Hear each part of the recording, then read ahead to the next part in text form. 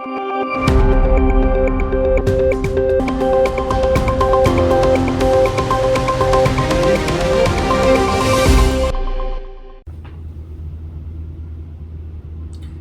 is David Goldman, Asia Times Deputy Editor, speaking to you from New York City. The establishment view remains that the burst of inflation we began to see in the April Consumer Price Index numbers is transitory. Now, we'll get another data print this week, but the wall of denial on the part of the Federal Reserve is starting to crack. As I mentioned yesterday, former Federal Reserve President Bill Dudley warned in a column yesterday that the Federal Reserve is getting behind the curve and will have to tighten interest rates much further and faster after the fact by letting inflation run out of control. And today, a former Federal Reserve Governor, Donald Cohn, warned that there are upside risks to inflation, which the current Federal Reserve framework is not well equipped to handle. Well, the only transitory thing in this situation is the credibility of the Federal Reserve itself. I'd like to show you a picture now. This is data on the physical volume of world trade versus the prices of non-fuel raw materials. And as we see for the past 20 years, virtually all of the past 20 years, they pretty much tracked each other. As demand went up, prices went up, except sometimes prices didn't go up quite as much as demand would have indicated. But during the past year, we have exactly the opposite. Prices shot up about twice as fast as the physical volume of trade would suggest.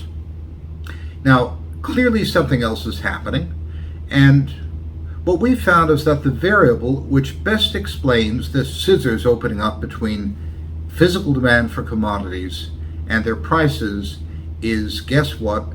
The Federal Reserve's multi-trillion-dollar securities buying binge to stimulate demand in the economy and finance the U.S. Treasury's staggering budget deficit.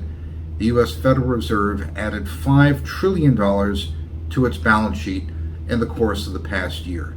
And that explains, in our modeling, why inflation in raw materials prices is out of control. And of course, this has all kinds of consequences around the world.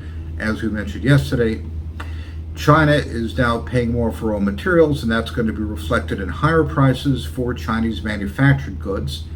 As we all know, they used to be cheap and the prices used to go down all the time. Now prices are going up. U.S. import prices are up 10% year on year, and that's mainly manufactured goods because we don't import as much oil as we used to. And the National Association of Independent Business today released another survey showing that the prices paid by its members are rising at an all-time record rate. As long as this binge of fiscal and monetary profligacy continues to pump trillions of dollars of demand into the U.S. economy, the supply chains are not going to take it.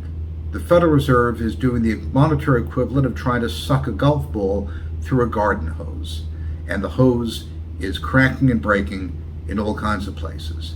This means higher interest rates to come. It means the Federal Reserve tightening in the future, trying to catch up. As long as the establishment sticks to its story that the Federal Reserve isn't going to tighten, inflation is transitory, we can expect relatively little volatility for the next few months.